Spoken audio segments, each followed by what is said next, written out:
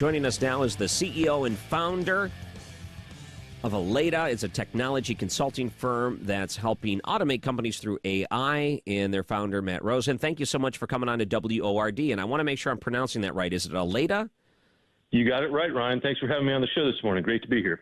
Yes, and I apologize for the mix-up. For some reason, I thought I put you down at this time, but I'm glad we're able to talk now, and I follow AI online, and I like to look where it's at, the controversies, what people are saying about it. It's so fascinating to me, and even last week, I was demonstrating how far AI has gone when it comes to user-friendly interfaces, and for our news guy, Lee Rogers, I even showed him how easy it is to write a song lyric, and it produces a full song for you. It was so amazing to me. And the interesting thing is that Americans are divided over artificial intelligence. There's one side that looks at it and says, it's going to take all our jobs, it's going to replace us, it's going to be Skynet, and it's going to, murder the world. And there's the other side that says, well, it's actually going to make our lives easier and better, and we'll probably be more productive because of it. So Americans are divided on AI, and I don't think we know the right way to look at this debate. So how do you look at it? Yeah, so, AI is here to stay. It's not going to be Skynet. It's not going to end all of our lives. That's highly, highly unlikely. But with every technology revolution throughout time, people get concerned it's going to take their jobs away. It happened with the horse and buggy. People were worried with the internet there would be no more retail stores. The footprint changed. And AI is no different. It is a very unique technology, and the speed at which people are adopting it, using it, it can make you wildly productive, helping you automate tasks, helping identify trends, helping create music and articles and things like that. And so that's what my organization is really trying to do, is help companies navigate all this technological waves of change and figure out how do they actually take it and apply it to their business problems. So I, for one, am an optimist and think that it's really going to lead to some great advances in humanity if we use it the right way. What can an individual do with AI? Because I look at people and companies, I should say, that spend billions of dollars on research and development. Google's a great example, because in the last week they rolled out, we're going to put all these new AI tools into our search. So then a couple of people kind of tried to mess with it to see if they can get it to break, and they would put things in there, and you found that the AI was pulling from like Reddit posts that were giving terrible advice that are meant to be like comedic, but Google's using it as a serious answer to some questions. And you look at it and you say, how can a company like Google get it wrong if they're spending billions of dollars? And then how can any small company use AI if a company like Google can't get it right?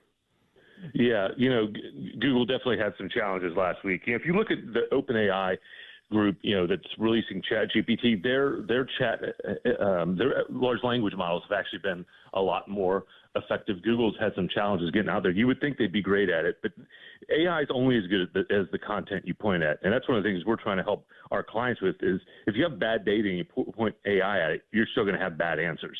You have to really understand what the model is being trained with. So you have these large publicly available models that you really need to fact check it. You can't believe everything it tells you. In fact, until the most recent version of Chat, it would hallucinate and tell you things that absolutely weren't true. I looked myself up and it told me I was some guy that ran a tire shop in Atlanta.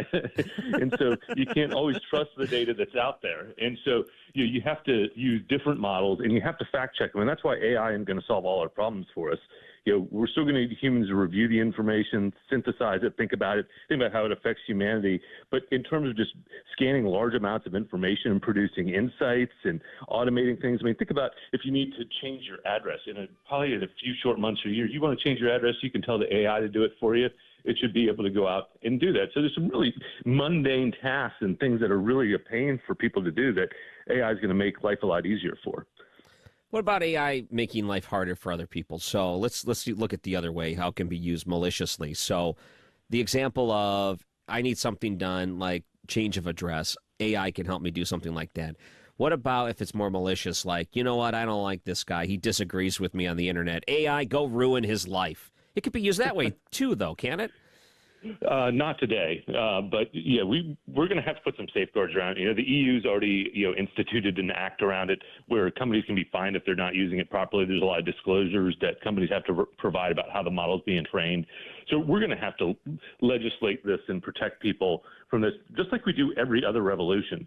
So there's a lot of cyber crime and bullying and things that happen online today. And yeah, AI could make those things worse. So, I mean, I think it's incumbent upon us to have people in place, AI, engineers and social governance and people that can really keep an eye on what AI is doing and prevent some of those things. In fact, one of the guys from OpenAI went to go start his own company to have an AI that protects from AI. So, there's going to be a whole field that's going to be generated around, hey, is something that came out of AI actually real, or, is it fake? Is it plagiarized or is it not? You're going to see all these little industries and things get developed all around managing the technology. And that's what happens in every revolution. It creates new opportunities, but organizations and people need to understand what this is. It's whether Americans are divided or not, AI is not going anywhere. So we just need to understand it and either embrace it or make a conscious decision not to, but know the impacts it's going to have.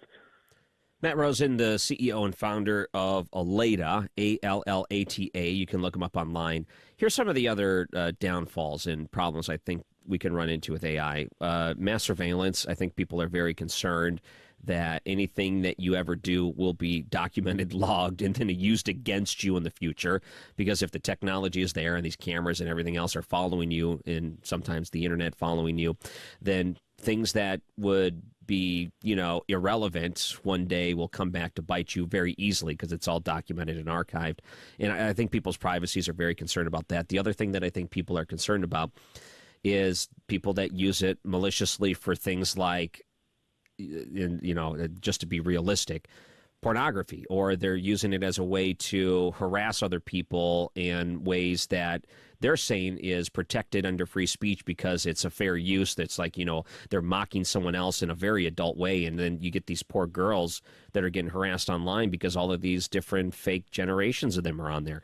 So there's so many things. And I just don't know how you can safeguard against this stuff and still have all the AI out there at the same time. It's going to be difficult, and it's a challenge that I think technologists and people in America are up for.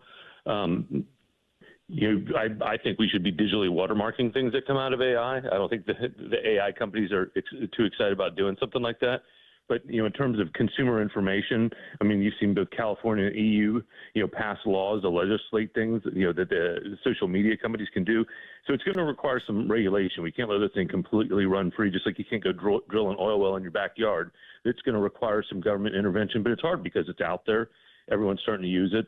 And so I do think we need to move quickly to put some of those things in place. And that's why we as an organization are really trying to help our clients navigate this, see a change, and figure out, hey, you probably shouldn't be uploading all your corporate information into the chat model. You should have your own model. You should have it on, locked away and not shared with the world to keep that information private. Yeah, and I always wonder too, where is this going? And me as a radio person, I look at this and I use that example with Lee Rogers, our news guy here, and I basically wrote up some nonsensical lyrics that just kind of rhymed and sounded funny, and then I press a button and it created a full song. And I thought, man, the things that people can create, creative people will be able to do some pretty remarkable things in the future. Absolutely. That's the stuff I'm really excited about, because before it would take half a lifetime of training to be able to do something that creative. And now basically you found a way to, if you can give it the right direction, create what's in your mind for other people to enjoy. That is, to me, just so remarkable. I think the other really cool thing is you're going to be able to describe a business problem that you have, and it's going to be able to create an application for you. And that scares me a little bit because I employ hundreds of developers around the world. And so we're trying to figure out, what does that mean for us as an organization? So we're trying to get ahead of it, saying, hey, let's use these tools to be even better at what we do, and really understand the human experience and human context is something the computer can't do, and something we're all going to have to get very good at. And so where I see the promises, there's a lot of mundane things that we do every day in our lives and in our work that AI is going to help us free up, but it's going to take some time and understanding for us to understand really where can it be best applied. And so what I've been doing is just using it every day, helping review my emails, helping review my calendar, asking it lots of questions. And I think that's been coming upon all of us to really get out there and understand it, even if we're scared about it. Just don't upload your credit card information or your social security number on the open chat model, and you can have a lot of fun with it and still be very safe. Yeah, I've seen people that you can even take screenshots or something and say, AI, write a summary of this article for me. And it's amazing the things that it could do to save you so much time, little cliff notes or whatnot. If people wanted to look you up online, Matt, where can they go? Yeah, they can go to www.aleta, that's ALLATA.com. We've got a contact us form. You can also look at my, if you just search me on LinkedIn or Facebook, I'm out there at Matt Rosen at Aleta. So would love to get in touch and really appreciate you having me on the show this morning. I love talking AI. I think it's just a fascinating topic. And you got to take it and you have to look at it from all angles because there's so many different angles to look at it. And it's such a fast-moving industry and technology. There's always something new to learn about it. Matt Rosen from Aleta, CEO and founder of the company. You can find it online. Thank you so much for joining us here in South Carolina. Thank you, Ryan. Have a great day.